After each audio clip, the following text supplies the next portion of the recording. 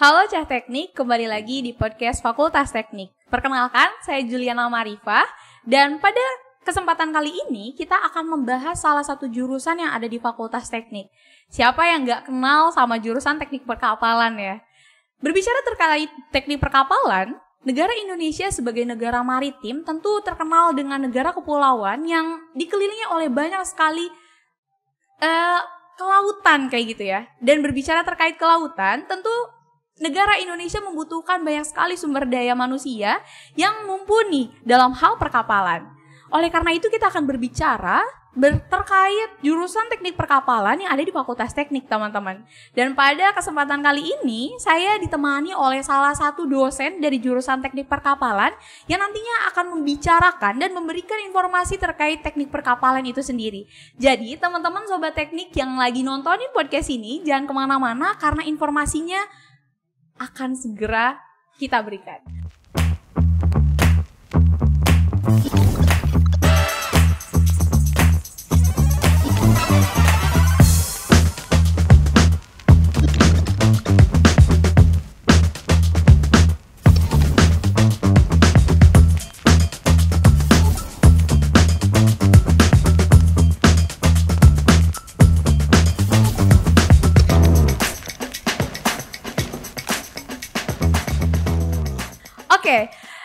Sudah saya singgung sebelumnya ya, bahwasanya pada kesempatan kali ini kita kedatangan tamu dari jurusan teknik perkapalan, yakni Pak Tuswan. Halo Pak Tuswan. Halo Mbak Juli, gimana kabarnya nih? Alhamdulillah, itu yang tadi saya pengen tanyain Pak. Alhamdulillah sehat ya Pak ya? Sehat, karena ini puasa mungkin sedikit lelah ya. Iya, agak lelah ya Pak ya, tapi semoga meskipun puasa, tenaga dan semangatnya masih terus bisa kita kobarkan ya Pak ya.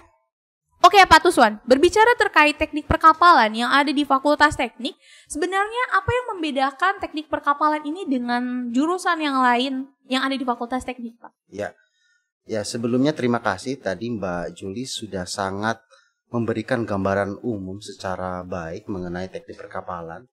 Ya, jadi teknik perkapalan ini merupakan salah satu departemen di Fakultas Teknik. Fakultas Teknik itu mempunyai 12 departemen. Jadi salah satu departemen yang cukup menarik adalah Departemen Teknik Perkapalan. Nah, Departemen Teknik Perkapalan itu kita berdiri sudah sekitar 20 tahun yang lalu. Jadi sekitar 2002. Kemudian dari segi akreditasi kita alhamdulillah sudah memiliki akreditasi IABI dan juga akreditasi A. Nah, apa yang kita pelajari di teknik perkapalan? Jadi mahasiswa teknik perkapalan itu mempelajari bagaimana cara mendesain sebuah kapal. Jadi bagaimana kita merancang sebuah kapal. Kalau Habibie pernah merancang sebuah pesawat, nah kita sebenarnya dari dulu sudah bisa membuat suatu kapal gitu.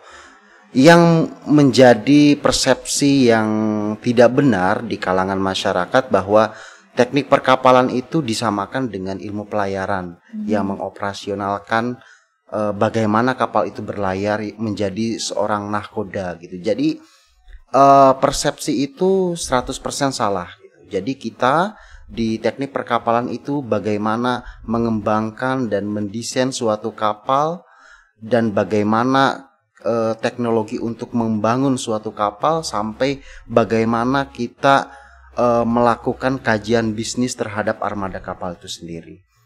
Nah, jadi untuk teman-teman siswa di SMA, MA maupun SMK, jadi ada 3 mungkin 4 ya jalur masuk di Undip khususnya teknik perkapalan. Teman-teman bisa masuk ke Undip melalui jalur SNBP yaitu berbasis prestasi, kemudian SNBT berbasis tulis, juga bisa berbasis mandiri.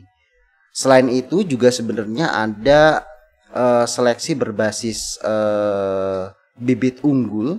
Jadi untuk teman-teman yang memiliki prestasi di SMA pernah menjuarai perlombaan kategori provinsi, nasional maupun internasional.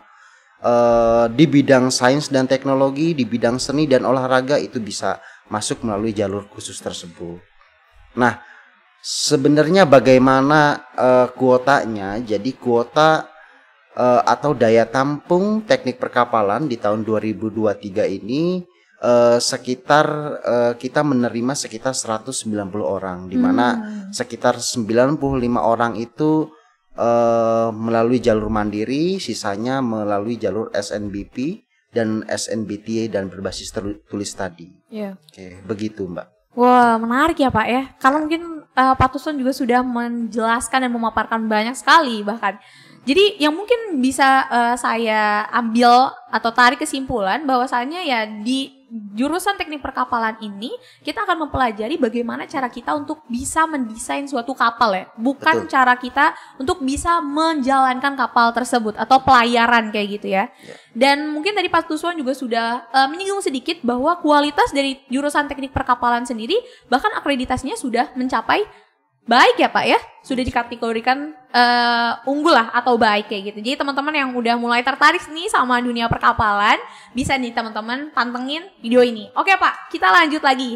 Tadi Pak Tusson udah berbicara terkait jurusan yang bisa, maksudnya jalur masuk untuk jurusan teknik perkapalan ini ada 3, ada SNBP, ada SNBT, ya SNBT ataupun juga mandiri ya Pak ya. Nah, kalau boleh tahu sebenarnya di ya anak-anak SMA ataupun SMK yang masuk nantinya ke teknik perkapalan ini apakah hanya dari jurusan IPA saja atau IPS pun bisa masuk? Ya, seperti tadi kita jelaskan bahwa Undip itu memiliki 3 jalur utama dan 1 jalur khusus berbasis prestasi tadi. Jalur utama itu teman-teman adik-adik siswa SMA maupun SMK bisa melalui nilai rapotnya itu bisa mendaftar lewat Undip. Jadi berbasis nilai rapot namanya adalah SNBP ya. Nah itu hanya teman-teman dari jurusan SMA maupun SMA jurusan IPA. Namun untuk teman-teman yang masuk melalui jalur SNBT atau berbasis tulis tadi dan juga berbasis ujian mandiri, baik teman-teman yang dari jurusan IPA, IPS maupun kejuruan atau SMK itu bisa masuk. Oke, berarti IPA, IPS maupun kejuruan juga bisa masuk ya Pak ya?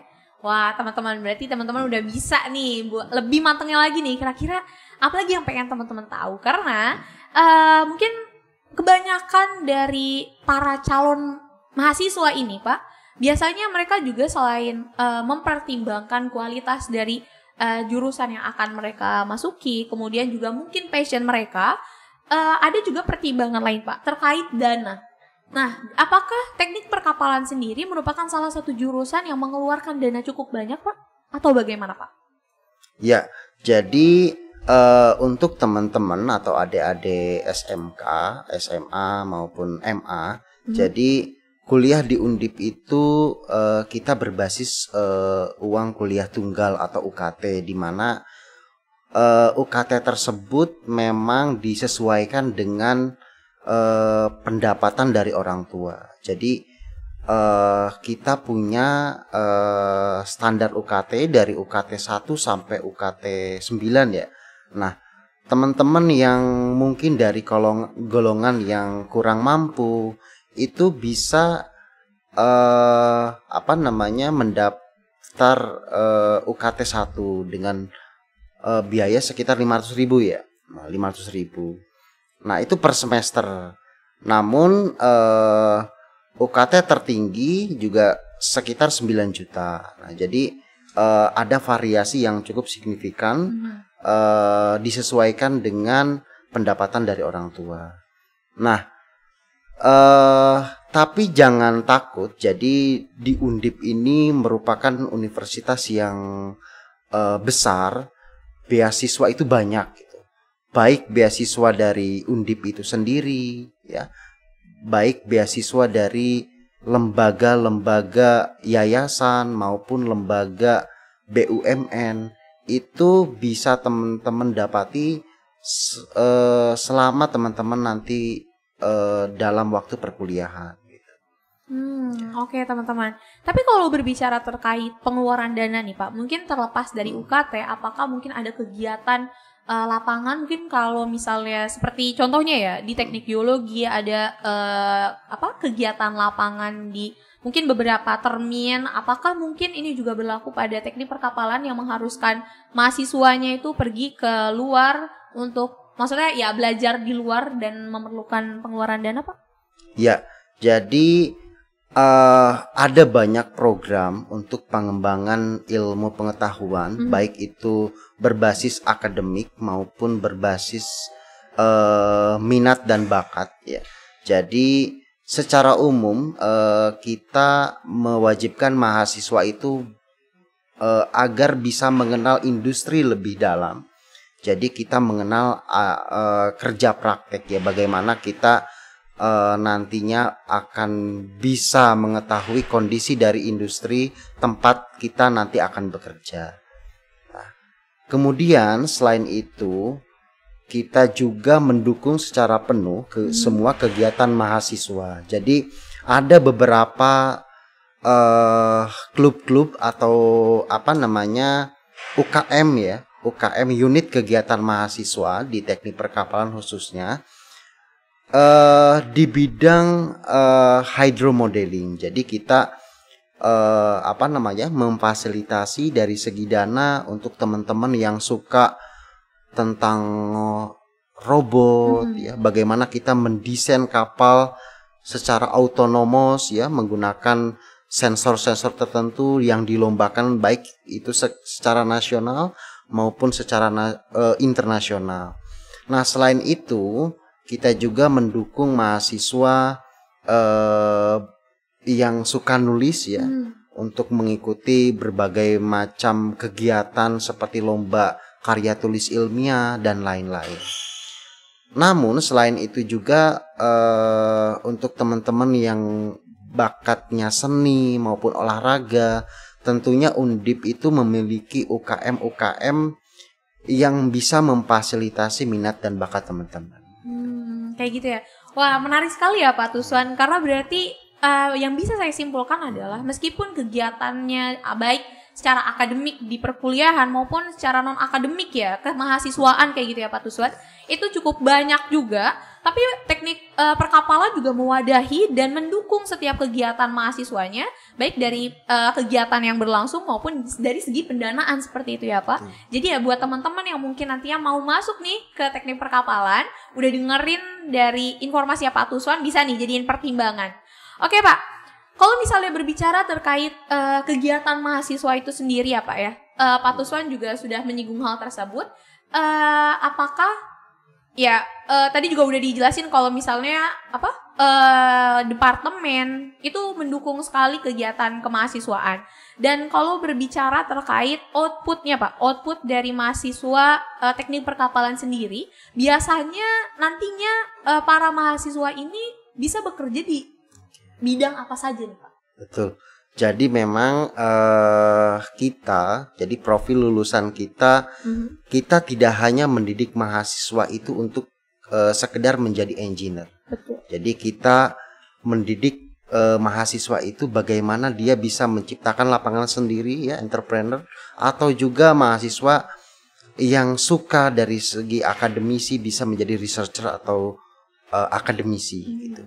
Jadi memang seperti kita ketahui tahun lalu Undip sendiri memang menjadi universitas ranking pertama di mana tingkat lulusannya terbaik dalam mendapatkan pekerjaan ya. Jadi berdasarkan perankingan Undip menjadi peringkat pertama lulusan yang cepat mendapatkan pekerjaan. Nah, itu juga berlaku di teknik perkapalan. Jadi berdasarkan tracer study atau berdasarkan survei yang kita lakukan ke alumni, memang sekitar 72% itu mahasiswa sudah mendapatkan pekerjaan di 3 bulan pertama dia lulus. Selebihnya 12% di antara range 4-6 bulan. Jadi lulusan kita sudah sangat baik dalam mendapatkan pekerjaan. Nah, sekarang apa sih dan bidang apa sih sekiranya teman-teman mahasiswa ketika nanti lulus gitu. Nah, jadi ada beberapa bidang yang menjadi khusus di teknik perkapalan. Jadi teman-teman bisa salah satunya menjadi seorang engineer di bidang pembangunan kapal ya, di galangan kapal, dan teman-teman juga bisa menjadi seorang surveyor untuk menjadi pengawas di pemerintahan maupun di instansi klasifikasi tertentu. Kemudian teman-teman juga bisa mengembangkan unit usaha atau bisnis tertentu untuk kapal-kapal pariwisata, kapal-kapal kecil, kapal-kapal ikan. Beberapa alumni kita sudah bisa membangun industri skala kecil di bidang pembangunan kapal. Nah, kemudian selain itu juga teman-teman bisa bekerja di bidang pemerintahan, mungkin terutama di Kementerian Perhubungan, ya, Kementerian Perikanan dan Kelautan. Itu mayoritas alumni kita bekerja di sana. Dari industri sebenarnya perusahaan yang bonafit, yang banyak profil lulusan kita bekerja di sana, seperti Pertamina, ya, oil and gas dan lain-lain gitu. Nah, selain itu juga teman-teman bisa melanjutkan studi, kemudian menjadi seorang researcher atau akademisi, ya, menjadi seorang dosen, bekerja di lembaga-lembaga riset tertentu seperti saya gitu. Oke. Ya begitu Mbak Juli. Oke, Pak Tuswan, sangat menarik ya teman-teman. Jadi lulusan dari teknik perkapalan itu sendiri itu sudah memiliki, maksudnya akan peluang pekerjaan itu sudah cukup besar ya Pak ya. Dan dilihat dari memang penyerapan tenaga kerja dari lulusan Undip sendiri cukup tinggi terbilangnya. 72% itu merupakan apa ya, angka yang sangat tinggi bagi penyerapan ya tenaga kerja utamanya dari lulusan mahasiswa. Dan mungkin tadi juga udah dijelasin ya Pak. Ya, jadi memang jurusan teknik perkapalan di Indonesia itu masih relatif sedikit ya dibandingkan dengan jurusan teknik yang lain. Itu yang melatar belakangi bagaimana persaingan di dunia kerja, khususnya lulusan teknik perkapalan itu sebenarnya tidak terlalu kompetitif itu dibandingkan jurusan teknik yang lain. Mungkin teknik kimia, teknik mesin, itu sudah ada ratusan program studi di seluruh Indonesia. Nah, kita sebenarnya merupakan salah satu prodi yang unggul di Indonesia ya, selain beberapa perguruan tinggi negeri yang lain. Jadi mungkin bisa dihitung masih di bawah 10 program studi teknik perkapalan di Indonesia. Jadi itu di samping itu memang lapangan pekerjaan kita juga banyak. Jadi tingkat serapan kerja dari alumni kita juga cukup tinggi. Wah, kebayang ya Pak ya, maksudnya dari negara, kondisi kita coba beranjak dulu dari kondisi negara Indonesia yang merupakan negara maritim, ya negara kepulauan, yang tentunya memerlukan sumber daya manusia yang mumpuni di bidang kemaritiman, atau maksudnya ya di bidang kapal itu sendiri ya Pak ya. Dan sebenarnya yang mungkin menjadi pertanyaan saya, kalau misalnya memang itu yang dibutuhkan oleh negara kita, kenapa akhirnya jurusan teknik perkapalan ini, mungkin tadi Bapak sudah menyebutkan hanya baru beberapa, bahkan ya sekitar 10 ya Pak ya di Indonesia. Kira-kira kenapa Pak? Ya, jadi memang karena visi Presiden Jokowi salah satunya adalah untuk menjadi poros maritim dunia. Jadi kita harus memperkuat dari segi SDM, salah satunya dengan memfasilitasi adik-adik mahasiswa dari segi perguruan tinggi untuk bisa belajar di teknik perkapalan. Memang setelah khususnya mungkin 5 tahun terakhir, memang sudah banyak program studi teknik perkapalan yang buka di Indonesia gitu. Jadi tapi memang masih sedikit ya, terutama jurusan teknik perkapalan yang statusnya merupakan perguruan tinggi negeri. Perguruan tinggi swasta cukup baik, tapi kita bisa melihat bahwa kualitas dari perguruan tinggi khususnya Undip sangat lebih jauh dibandingkan mereka.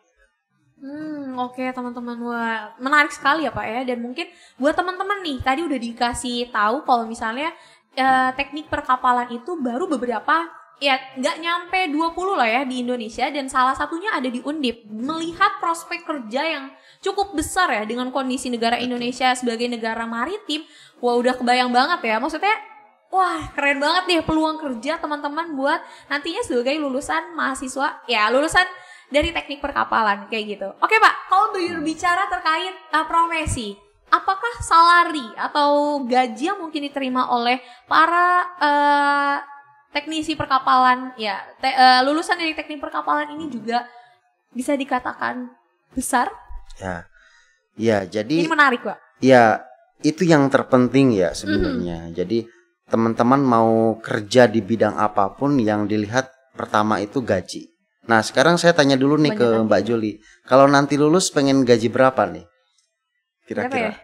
Insya Allah 2 digit. 2 digit langsung. Ya, jadi memang balik lagi bahwa gaji itu tergantung dari job dan perusahaan yang tempat kita bekerja gitu. Tapi data dari survei kita, gaji itu sudah cukup baik ya untuk teman-teman fresh grade atau yang pertama kali kerja gitu. Jadi kita sudah mensurvei semua alumni kita yang sudah bekerja. Jadi gaji rata-rata mereka sudah sangat cukup untuk mungkin hidup di kota tersebut ya, untuk memenuhi kebutuhannya gitu. Bahkan ada beberapa alumni kita yang bekerja di perusahaan yang bonafit itu pertama kali masuk itu sudah 2 digit gitu. Jadi ada salah satu kalau teman-teman kenal ya, salah satu Mawapres nasional, mahasiswa berprestasi nasional, itu kebetulan ya Mbak Margaret yang bekerja di Sampurna. Itu berdasarkan data yang kita himpun, memang gajinya sudah cukup baik. Oke, menarik ya Pak ya. Ya meskipun secara realistisnya memang mayoritas dari masyarakat yang akan beranjak ke jenjang selanjutnya ya ini mahasiswa, mereka akan mencari jurusan yang menurut mereka salah satu pertimbangannya adalah memiliki prospek kerja yang baik dengan penghasilan yang juga seimbang kayak gitu. Tapi sebenarnya teman-teman, ini secara idealisnya adalah jurusan manapun yang akan kalian cari, atau ya ketika kalian ingin menentukan jurusan, maka carilah sesuai dengan passion ya Pak ya. Betul. Karena ya bagaimana kita akan mendapatkan gaji yang besar ketika kinerja kita juga tidak sesuai dengan apa yang kita lakukan, kayak gitu. Itu sih yang harus mungkin kita benahi nantinya ya Pak ya. Oke Pak, sebenarnya kalau berbicara terkait profesi, mungkin tadi Bapak juga sudah menyampaikan, kita bukan belajar terkait bagaimana cara kita untuk menjalankan atau mengoperasikan si kapal itu Pak, tapi kita akan belajar cara menggambar, ya mendesain atau kerangka suatu kapal, atau juga kita menjadi teknisi dari kapal tersebut. Apakah dengan pekerjaan tersebut menyebabkan kita jadi jarang pulang Pak? Jadi ketika kapalnya jalan kita juga ikut? Ya, jadi mayoritas teman-teman alumni khususnya teknik perkapalan itu bukan menjadi nahkoda. Betul. Di mana nahkoda itu kayak Bang Toyib ya, jadi mungkin ada lagunya ya, jarang pulang. Nah, jadi teman-teman kita itu kerjanya di pelabuhan atau di dermaga atau di galangan kapal gitu. Jadi kita kerjanya itu bukan di laut gitu. Jadi adik-adik teman-teman SMA, jadi jurusan teknik perkapalan itu kita ibaratkan sebagai arsitek gitu. Arsitek tapi bukan arsitek rumah, arsitek jalan ya, atau arsitek gedung, tapi arsitek kapal gitu. Jadi kita dalam bekerja khususnya di dunia atau di galangan kapal atau menjadi surveyor. Nah itu kita bekerja di darat, bukan bekerja di laut yang harus ikut kapal tersebut. Oke, Pak Tuswan. Oh, berarti ini ada dilurusin lagi nih teman-teman. Berarti kita ini nggak ikut jalan ya pada saat kapalnya jalan. Oke, paham Pak. Pertanyaan terakhir Pak. Apakah mungkin Undip utamanya teknik perkapalan sendiri memiliki hubungan kemitraan dengan suatu perusahaan yang bisa memudahkan lulusannya bisa langsung mendapatkan pekerjaan Pak? Ya, jadi departemen kita mendukung penuh bagaimana mahasiswa itu bisa mencapai titik terbaiknya dengan fasilitas-fasilitas yang kita berikan. Nah, ada beberapa kerjasama, baik itu dengan perguruan tinggi nasional seperti ITS atau Unhas Makassar, ya, atau selain itu juga kita melakukan riset bersama, ya. Kita sudah menandatangani perjanjian kerjasama dengan salah satu perguruan tinggi di Korea, Pukyong National University. Jadi teman-teman yang akan student exchange ke sana itu bisa, atau riset di sana itu juga bisa. Selain itu dari segi industri kita juga sudah beberapa kerjasama yang sudah kita lakukan. Ada beberapa galangan di Semarang, ya, galangan di Batam. Jadi teman-teman yang melakukan magang atau MBKM itu bisa di sana, ya. Selain itu kita juga sekarang sedang merintis program sertifikasi pengelasan. Jadi kita bekerja dengan PT Lincoln Electric, di mana untuk teman-teman yang suka dengan pengelasan itu bisa mengambil sertifikasi tersebut. Itu memang dikhususkan untuk nanti alumni-alumni kita, atau juga kita bisa membuka dari kalangan masyarakat. Nah, jadi sertifikasi tersebut sudah standar internasional atau standar ASME dari Amerika. Selain itu juga kita sudah merintis program pasca sarjana atau magister, ya, di mana sekarang dalam proses pengajuan. Ya, mudah-mudahan dalam waktu dekat ini kita sudah bisa membuka program magister. Jadi teman-teman yang ingin melanjutkan dari lulus S1 ke S2 atau magister itu bisa langsung diundi gitu. Oke, wah keren banget ya. Jadi teman-teman dapat lagi nih informasinya. Ya, tadi adalah pertanyaan terakhir, tapi sebenarnya ada beberapa pertanyaan lagi Pak. Boleh nggak saya tanyain? Ini udah mau buka nih. Ya nggak apa-apa. Nggak apa-apa ya Pak ya. Berbicara terkait mendesain kapal, sebenarnya mendesain kapal yang atau ya jenis kapal yang akan desain ini apakah dari jenis kapal yang kecil ya sederhana hingga yang luar biasa besar, atau hanya jenis tertentu saja? Ya, jadi mahasiswa teknik perkapalan itu mempunyai yang namanya tugas besar tiap semesternya. Jadi setiap semester itu teman-teman mahasiswa di teknik perkapalan itu mendesain kapal dari tahap awal sampai tahap akhir gitu. Jadi dari semester awal sampai nanti kapalnya jadi di semester akhir. Nah, apa yang kita desain jadi bermacam-macam ya, dari mulai kapal untuk pengangkut minyak, ya, kapal untuk pengangkut barang-barang ya seperti kargo, kontainer, ya. Kemudian kita juga mendesain kapal-kapal tradisional seperti kapal ikan, ya. Kemudian kita juga mendesain kapal-kapal untuk pariwisata dan penumpang, ya. Kita mendesain kapal-kapal penumpang, kapal roro dan lain-lain. Jadi itu menjadi keahlian utama untuk mahasiswa teknik perkapalan. Jadi selama 4 semester mereka mengerjakan dari mulai mendesain sampai menganalisis dan bagaimana memproduksi suatu kapal. Wow, menarik teman-teman. Yaudah, itu adalah pertanyaan terakhir saya. Dan mungkin ya tadi udah banyak banget berbincang dan bertukar informasi apa ya terkait teknik perkapalan. sebagai penutup atau pemanis kali ya di puasa yang cukup melelahkan ini, kita ada sedikit ice breaking nih Pak. Ada namanya disordered Pak. Jadi dari teman-teman podcast atau cah teknik yang ada di rumah kayak penasaran nih Pak. Dari Bapak sendiri, pilih salah satu dari dua pilihan yang saya sampaikan ya Pak ya. Nahkoda atau mekanik? Arsitek. Oke, arsiteknya di luar, tapi oke.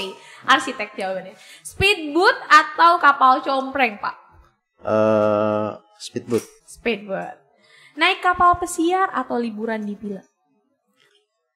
Naik kapal pesiar dong. Oke. Walaupun belum pernah ya yang megah itu. Iya, oke teman-teman.